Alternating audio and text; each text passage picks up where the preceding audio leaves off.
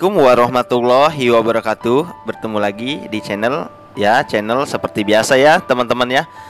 Nah, seperti biasa saya tutorial apapun itu yang pernah saya alamin, saya tuangkan di channel saya. Karena saya yakin sedikit apapun masalah yang saya alamin di luar sana pasti sangat berarti bagi orang yang sedang mengalami hal yang sama seperti saya. Oke, terima kasih banyak yang masih setia subscribe channel saya, dan juga yang udah sering like video, dan juga yang sudah support sampai sekarang. Mudah-mudahan kita selalu dalam lindungan Allah ya, dan sama-sama berkah. Sebelum lanjut mohon tunggu sebentar ya, saya mau cerita-cerita sedikit aja ya. Tolong didengerin dulu. Nah, untuk kalian yang punya keluhan soal aplikasi Aku Laku, mungkin soal tidak bisa minjem uang atau belum bisa menggunakan limit kredit, ataupun punya masalah di pesanan tidak sampai, ataupun masalah barang kalian itu nyampe tapi nggak sesuai cara ngebalikin, silahkan saya sarankan kalian gabung di grup Facebook ya. Rekomendasi dari saya sudah ada linknya di deskripsi, dan juga bisa kalian lihat di video-video saya. Kalau kalian mau lihat soal limit, soal apa, semuanya hampir ada soal Aku Laku ya di channel ini ya. Dan gini ya teman-teman ya. Jadi di sini yang mau saya bahas itu sebenarnya satu, yaitu masalah BPJS Ketenagakerjaan untuk verifikasi Aku Laku ya. Dan juga lain-lain lah ya. Tapi ini lebih ke BPJS ya. BPJS Ketenagakerjaan ya, bukan kesehatan teman-teman ya. Nanti saya juga di sini ada informasi-informasi penting soal BPJS Ketenagakerjaan dan cara-cara buatnya seperti apa gitu ya teman-teman ya. Jadi untuk kalian juga yang mau gestun sendiri, silahkan, ada videonya, bisa kalian cari ya, atau lihat link di deskripsi kalau ada. Kalau enggak kalian cari di channel saya, ada cara gestun. Banyak yang berhasil dan ada juga yang gagal ya. Jangan pernah takut untuk mencoba ya teman-teman ya, karena itu bisa jadi ilmu ataupun pelajaran di kemudian harinya kalian akan lebih baik ya. Oke, mungkin langsung aja lanjut. Saya mau menjelaskan sedikit tentang verifikasi BPJS Ketenagakerjaan ya. Oke, jadi gini teman-teman ya.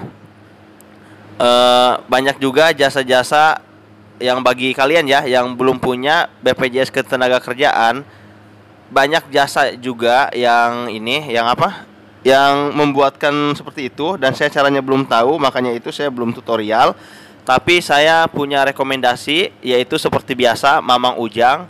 Ternyata dia juga akhir-akhir ini nge-backup ataupun menerima jasa ini ya, jasa membuat BPJS Ketenagakerjaan. Jadi untuk kalian yang misalkan mau didaftarin, silahkan kalian hubungi Mamang Ujang ya. Nomornya ada di deskripsi. Dan soal Mamang Ujang, insya Allah amanah ya, udah saya rekomendasikan, dan banyak orang-orang yang gestun ke dia. Lihat referensi channel dari channel saya teman-teman ya. Jadi insya Allah channel saya nggak pernah menjerumuskan ya, ngomong apa adanya, dan semuanya pernah saya alamin. Dan juga udah ada grup Facebook, bisa kalian lihat di situ ya.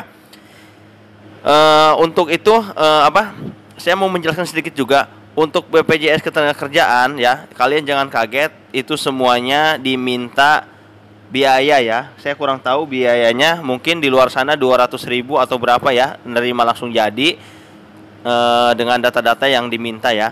Tapi hati-hati juga, terserah kalian. Kalau kalian mau nyari jasa BPJS pembuatan BPJS Ketenagakerjaan juga banyak ya. Tapi ya saya nggak tahu amanah atau tidak, ataupun takut disalahgunakan data ya. Tapi kalau Mamang Ujang yang rekomendasi dari saya, insya Allah ya, itu saya cuma satu-satunya orang yang saya percaya itu dari sekian banyak jasa gestun yang saya kenal di Facebook, cuma Mamang Ujang ya. Selebihnya terserah kalian, saya hanya rekomendasi saja teman-teman ya. Oke, soal BPJS Ketenagakerjaan. Nah, di sini kan aplikasi Aku Laku, kita mau mengajukan kayak misalkan mau kredit ataupun mau pinjem KTA Kilat, itu pasti kalau kalian belum memasukkan BPJS Ketenagakerjaan, pasti suruh masukkan ya, karena diminta otomatis ya teman-teman ya. Nah, tapi kalian jangan terlalu berharap sama BPJS Ketenagakerjaan. Banyak sekali kemarin yang itu ke saya komentar ya, di grup juga, "Bang, saya ini udah bikin BPJS Ketenagakerjaan, udah saya verifikasi, kenapa KTA saya nggak bisa dipakai, kredit juga nggak bisa, peringatannya dampak COVID. Nah, saya jelaskan teman-teman ya. Kalau udah muncul dampak COVID lah ataupun hal lainnya, atau demi keamanan akun Anda belum bisa mencicil, coba dengan cara bayar cash. Itu sebetulnya penolakan secara halus ya. Ya, saya nggak tahu itu adalah sistem ya. Jadi masalah kita itu nggak dikasih tahu gitu. Sebenarnya gini teman-teman ya. Nih buktinya saya ya udah waktu zaman corona nih ya. Lihat dulu nih. Saya ini baru bisa minjem teman-teman ya. Oke, saya liatin dulu.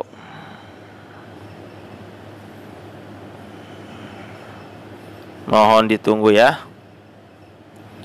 Ini punya saya udah bisa semua sih ya. Riwayat pinjaman, itu akun cicil.